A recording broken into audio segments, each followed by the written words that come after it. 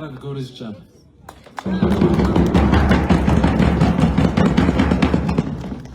Վարդևանյանի ձայնը, որ լսեցիք, էդի հիվանդությունից չէր, երեք Սիսիանում էինք։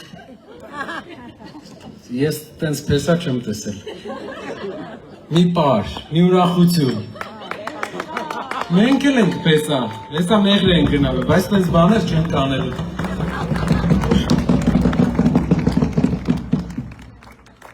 Ժողովուրդ ջան, ինչ եմ ուզում ասեմ։ Այսօր խնձորեսկում ենք մենք ու մարդկանց հետ խոսում ենք։ Մարդիկ տարբեր հարցեր են տալի։ Բայց մի բան իրանց աչքերի մեջ ես տեսա, որ ուզում եմ ձեր հետ կիսվեմ։ Մարդիկ սովոր են քաղաքական ուժերը գան, ինչ-որ բան խոսան, ու մարդիկ վերաբերվում են դրան որպես քաղաքական խոստում։ Բայց ուզում եմ մեր պատմությունը պատմեմ, գիտեմ, որ մեծ մասը գիտեք, բայց մենք քաղաքական գործիչներ չենք եղել։ Մենք ուղղակի տնտեսություն ենք զարգացրել։ Մենք ուղղակի ամենալավն ենք կարողացել տնտեսությունում հաջողություններ ենք ունեցել, գործարաններ ենք բացել, տարբեր հյուրանոցներ ենք բացել, ուրիշ բաներ ենք արել, բայց քաղաքականությամբ չենք զբաղվել։ Ու միշտ չենք է սիրել քաղաքական գործիչներին, ճիշտ որ ասեմ ձեր նման։ Բայց մի հատ մարդ կար, որ սկսեց ապրել, որ սկսեց պրոցեսներ, որը մեր համար տարօրինակ սկսեց թվալ։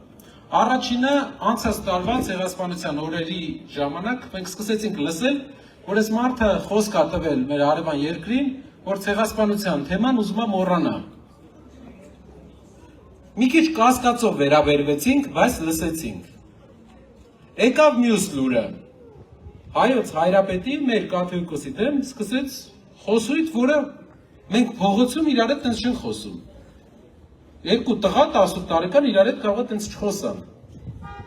Ու եկեղեցու դեմ, եկեղեցուն տարբեր անուններ դրեց, որը չեմ ուզում կրկնեմ։ Մեր եկեղեցին է, պատկերացնում եք մուսուլմանները իրանց մզկիթին տենց անուն դնեն, քանի վարկյան հետո կսրբեն իրանց ուտեից։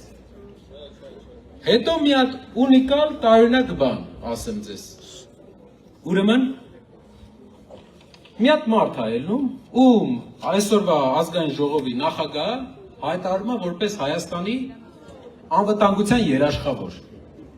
Գիտեք ով է, ըստ քաղաքացիական պայմանագիր կուսակցության Հայաստանի անվտանգության երաշխավորը։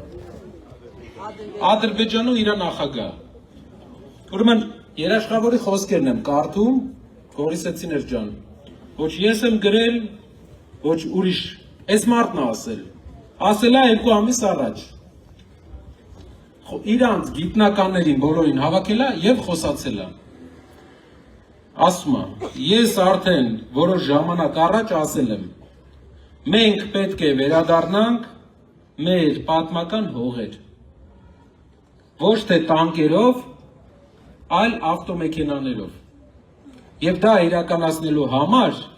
հիմնական պատասխանատվությունը դրված է պետության վրա։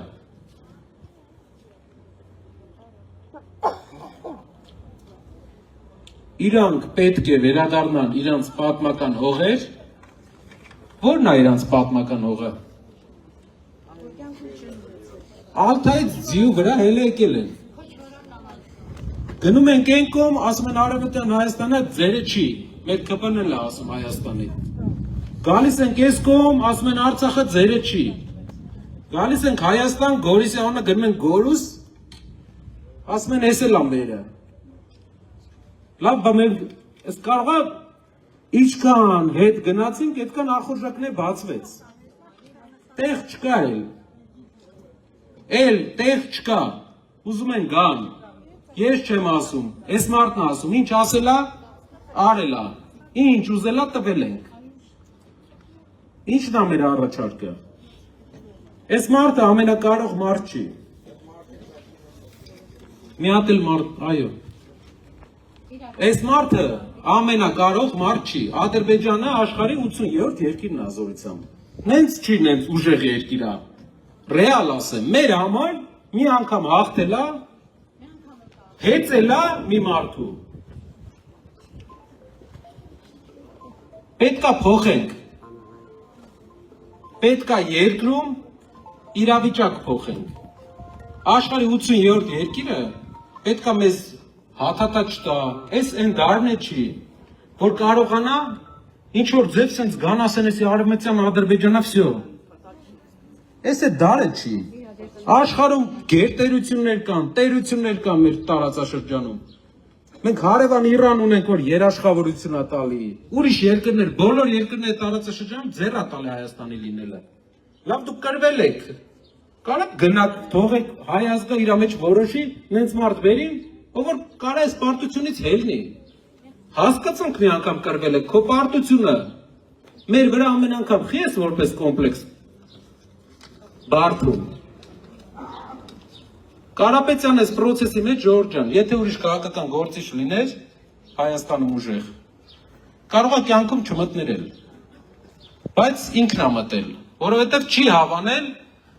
մինչև հիմա եղած քաղաքական գործիչների ոչ մեկի ծրագիրը, ոչ նախկինների, ոչ էլ ներկաների։ Շատերին ներկաները իրանց թուլությունը ցույց տալու համար, պահելու համար ասում են, որ Կարապետյանը եկել է, աշխարհի ամենահարուստ մարդը եկել է, հետի համերգով են շուշուտ ասում։ Աշխարհի ամենահարուստ մարդը եկել է Հայաստան, հայը կներեք, եկել է Հայաստան, 8 ամիս KGB-ի 8 քառակուսի մետրանոց մեկուսարանում նստել է պրինցիպիալ։ Վերջում ընտրությունը հաղթելու է ու ձայները տա ուրիշին։ Լսել եք տենց բան։ Ժորժ Սամվել Կարապետյանը այս ամբողջ պրոցեսի մեջ ոնց որ պրինցիպիալ մտել է, տենց է մինչև վերջ գնալու է ու ինքն է լինելու մեր երկրի մյուս առաջնորդը, եթե մենք բոլորս ուզենք։ Բայց այս խեղճությունը չենք ուզում լինի, չենք ուզում աշխարհի 87-րդ երկիրը գա սուրճ ճոճի մեր վրա։ Ու այդ փոխելու համար պետք է փոփոխություն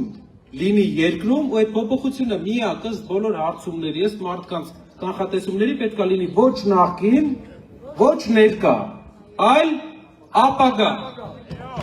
Ապագա։ Գիտեմ, ձեզ լավ ճանաչում եմ, գիտեմ շատ քաղցր խոսքեր չեք սիրում, դրա համար ուզում եմ ասեմ, որ ինչ խոսք ենք տալիս, այն ինչ որ պատմում ենք, դա մեր տեսլականն է։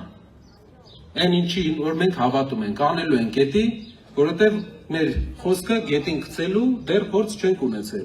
Ինչ ասել ենք, ժամանակին արել ենք։ Ու այդ ամեն ինչը արել ենք մեր